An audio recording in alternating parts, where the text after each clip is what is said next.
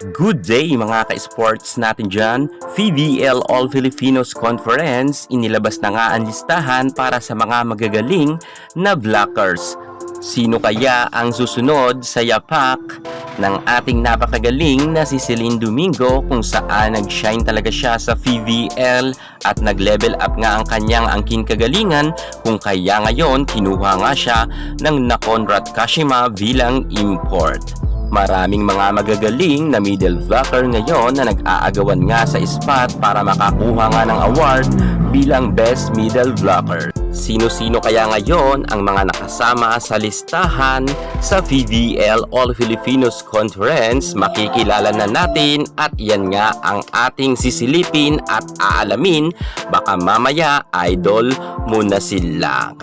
Pero bago ang lahat mga ka-sports natin dyan, panoorin nyo ang ating buong vlog para malaman nyo. At syempre, kung bago ka pa naman sa aking YouTube channel at ngayon ka palang napadpad, huwag nyo namang kalimutan na i-like, i-share ang ating videos at mag-subscribe. I-click ang ating notification bell para lagi kang updated sa lahat ng issue pagdating sa volleyball. Susunod na!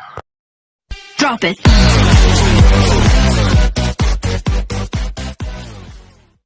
VVL All Filipinos Conference, mga nakasama nga sa ranking para sa mga magagaling na blockers. Unahin na natin dyan from Primline Cool Smashers, walang iba kundi ang ating Janet Panaga or Pangs Panaga.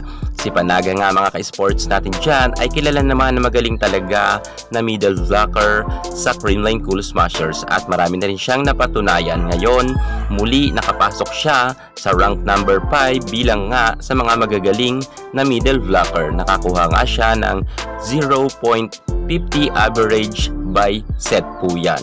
At take note mga ka-sports, iilan games pa lang ang kaganapan ng Creamline at marami pa silang mga makakalaban. Ibig sabihin, dahil pasok na sa rank number 5 si Pangs Panaga, tataas pa yan kapag nagkaroon ng mga games ang Creamline Cool Smashers. Kahit hindi na tayo magtataka kung mag number 1 pa yan si Pangs Panaga sa mga susunod na laban.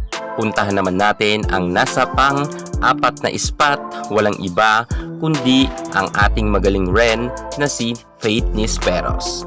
Level up na nga ang kagalingan ni Faith Nisperos. Bukod sa magaling nga siyang spiker, ngayon nga ay nakasama pa siya bilang sa mga magagaling nga na blockers, kung saan nga nakakuha nga si Faith Nisperos ng 0.55 average by set. Wow, grabe talaga si Faith Nisperos. Talagang level up na ngayon ang angking kagalingan ni Faith Nisperos. Dumako naman tayo ngayon sa rank number 3, kung saan naman hindi na tayo lalayo dahil kako-teammate ito ni Faith Nisperos. Walang iba kundi si Ezra Madrigal, ang middle blocker nga ng Akari Chargers, kung saan naman nakakuha naman siya ng 0.55 average by set at halos kapantay lang siya or tie nga sila ni Faith Nisperos, ang kanyang kako-teammates. Grabe, level up na rin talaga ang kagalingan ngayon ng Akari Chargers at hindi nga sila magpapahuli kahit nga sa mga magagaling na middle blocker or blockers ay talagang pasok nga ang kanilang team. Dumako naman tayo ngayon mga ka-sports natin dyan sa number 2 ranking, walang iba, siya nga ang nakakuha ng spot, si Jonah Sabete. Ang Petrogas Angels nga, ang spikers nga na magaling rin.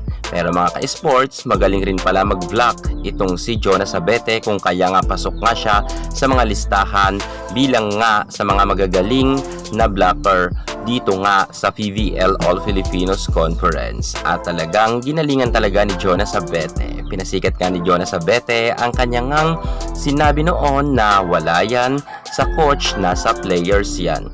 Dumako naman tayo ngayon mga ka-sports natin dyan sa mga pinag-uusapan talaga at hindi nga matanggap ng ibang mga bashers niya na number 1 spot siya, walang iba kundi ang nag-iisang Barbie Ivy Lacsina. Well, hindi naman tayo magtataka mga ka-sports natin dyan na nasa number 1 spot si Ivy Lacsina dahil nga mga ka-sports, dati naman siyang middle blocker. Bagamat nasa opposite spiker siya ngayon, ay masasabi natin na talagang hindi talaga si Ivy bibitaw kahit sa ang department siya ilagay, ay talagang kayang-kaya niya yan mga ka-sports natin dyan dahil magaling nga itong si Ibiang. Akalain nyo, naging middle blocker siya, naging outside hitter, ngayon opposite spikers. Grabe na ang napuntahan talaga na posisyon ni ID, pero lahat yan kinaya ni Ibiang. At si Jonas Abete nasa pangalawang spot nga, meron lang siyang 0.69 average by set, samantalang si Ivy Lacsina ay meron siyang 0.79 average by set. Malayo po ang hahabulin ng mga kalaban nga ni Ibiang bilang nga sa pinakamagaling na blockers, at si Ibiang nga ang nasa number 1 at nangunguna. Same sila ngayon ni Boss D na Wong na nasa number 1 spots, bilang setter naman si Boss D, at si Ibiang naman sa blockers naman siya nangunguna. So, ayan nga mga ka-sports natin dyan, mukhang siniswerte talaga ang magjowang ito ngayong conference.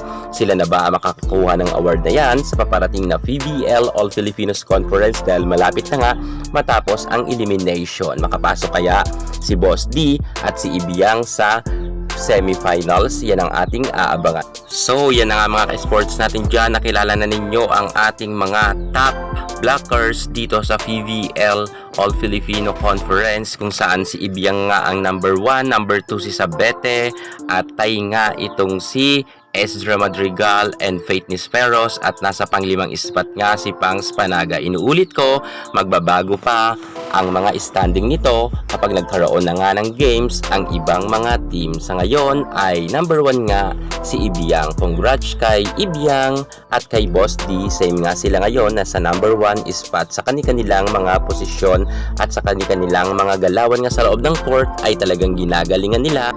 So, abangan na lang natin ang mga games pa nga nila sa mga susunod na laban sa PVL All Filipinos Conference. Yan muna ang pinaka-latest natin sa mundo ng volleyball. At para hindi ka mahuli sa lahat ng issue pagdating sa larangan ng volleyball, subscribe na. Thank you so much. God bless.